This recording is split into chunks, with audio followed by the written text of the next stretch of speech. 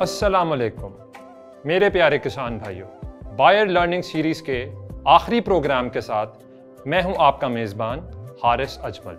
मेरे दोस्तों, मुझे उम्मीद है कि आप सबकी मकई की फसल भरपूर और शानदार हुई होगी, लेकिन ख़ुसूसन उन दोस्तों की जिन्होंने हमारा ये मालूमाती प्रोग्राम देखा, उनकी फसल तो लाजमी ज़बरदस्त हुई होगी। इसीलिए मेरे वो किसान भाई जो ये प्रोग्राम देख चुके हैं, अब उन पर लाजिम है कि वो उन दोस्तों को जो ये प्रोग्राम नहीं देख सके सारी मालूमात पहुंचाएं, ताकि वो भी इन मालूमात की रोशनी में मकई की बेहतरीन पैदावार हासिल कर सकें। चलें अब प्रोग्राम को आगे बढ़ाते हैं। आज के प्रोग्राम में हम दो बातों का तस्करा करेंगे। पहली साइलेज और दूसरी मकई की फसल की कटाई। तमाम किसान भाई जानते हैं कि साइलेज एक कटी हुई खमीर शुदा जानवरों की खुराक है। काश्तकार हजरात साइलेज के हसूल के लिए ज़्यादातर मकई के हाइब्रिड बीज डिकैल्ब को ही तरजीह देते हैं। साइलेज के लिए मौजूद तरीन बायर के हाइब्रिड डिकैल्ब बीज 7024 और 9108, साइलेज के बेहतर हुसूल के लिए डिकैल्ब 7024 के पौधों की तादाद 38,000 जबकि डिकैल्ब 9108 पौधों की तादाद 36,000 रखें और इनमें यूरिया की मिकदार भी 4 बैग से बढ़ाकर 6 बैग कर दें। इन बीजों की खसूसियत ये है कि फसल के पत्ते चौड़े, कद लंबा और दाने वजनदार होते हैं और खास बात ये कि फसल सरसब्ज रहती है, यानी स्टे ग्रीन। अगर साइलेज छलियों समेत बनाना है तो फसल की कटाई उस वक्त करें जब छलियों के दाने आधे पक्के और आधे दूधिया हों, और अगर छलियां उतार कर साइलेज बनाना हो तो छलियां उतारने के बाद फौरन सब्ज हालत में ही फसल काट लें। नाजरीन, साल के 4 महीने मई, जून और जनवरी में अक्सर चारे की शदीद किल्लत पैदा हो जाती है, लेकिन इस किल्लत से साइलेज बनाकर निमटा जा सकता है।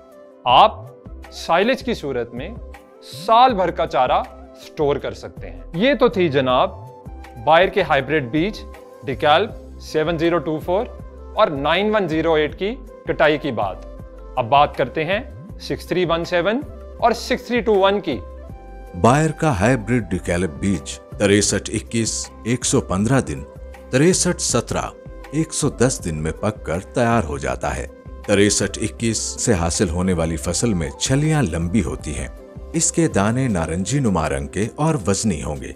सिरे तक भरी हुई लंबी और यकसा छलियां, सरसब्ज और चौड़े पत्ते 6321 का खासा है। इसी तरह 6317 जो मुकाबलतन 7 से 10 दिन जल्द पककर तैयार हो जाती है, बेहतर दाम पर फिरोख्त होती है। इसकी छलियां चोटी तक भरी हुई, मोटी और वजनदार होती है। दरमियाना कद, मजबूत तना और जड़ों की बेहतरीन गिरफ्त 6317 की शान है। फसल की बर वक्त और अच्छे तरीके से कटाई काश्तकार को बेहद फायदा पहुंचा सकती है। इसके लिए जरूरी है कि फसल का वक्तन फवक्तन मुआयना करते रहें और मकई की फसल में छलियों के पत्ते खुश्क हो जाएं या फिर दाने का नक्का स्याह हो जाए तो समझ जाएं फसल पक कर तैयार हो गई है। इस सूरत में पानी हरगिज ना लगाएं। बहारिया फसल अगर बर वक्त काश्त की गई है तो मई के आखिर या जून के शुरू में पककर कटाई के लिए तैयार हो जाती है। मकई की कटाई से पहले छलियां खुश्क करने के लिए जमीन से 1 ता 1.5 फुट ऊंचे चबूतरे बना लिए जाएं, जो दरमियान से ऊंचे हों ताकि खुदा न खास्ता बारिश की सूरत में पानी खड़ा ना हो सके। छलियों को खुश्क करने या सुखाने का मकसद ये है कि मकई के दानों में मौजूद नमी को कम किया जा सके। नमी जिस कदर कम होगी, बाजार में दाम उतने ही अच्छे लगेंगे। जी तो मेरे दोस्तों, उम्मीद है आपको मकई की फसल की बढ़ोतरी के लिए खातिर खा मालूमात हासिल हो गई होंगी। हमारी पूरी कोशिश थी कि आपके मसाइल का हर मुमकिन हल हम आपको बता सकें। मुझे यकीन है बताई गई तमाम मालूमात की रोशनी में आप मकई की बेहतरीन पैदावार हासिल कर सकेंगे और ढेर सारा मुनाफा कमाएंगे। मकई के बीज के इंतखाब के वक्त बायर का डिकैल्ब भी इस्तेमाल करें और ज़राअत वियात के लिए भी बायर की ही तजवीज़ करदा प्रोडक्ट्स इस्तेमाल करें, जिसमें उम्रे एक्सेल, अडिंगो और वाइगो शामिल हैं, ताकि आपको किसी भी किस्म का मसला या परेशानी ना हो। नाजरीन, इस लर्निंग सीरीज़ का बुनियादी मकसद ये था कि पाकिस्तान की ज़राअत में बेहतरी आए और बायर उन इक़दामात का हिस्सा बन सके जो किसान और पाकिस्तान को खुशहाली की राह पर गामज़न करने में मददगार साबित होंगे। ये सीरीज़ इसी सिलसिले में बायर की जानिब से एक अदना सी काविश है। पाकिस्तान चूँकि एक ज़रई मुल्क है, इसलिए हमारी तमाम मुश्किलात का हल ज़राअत की बेहतरी से ही मुमकिन है।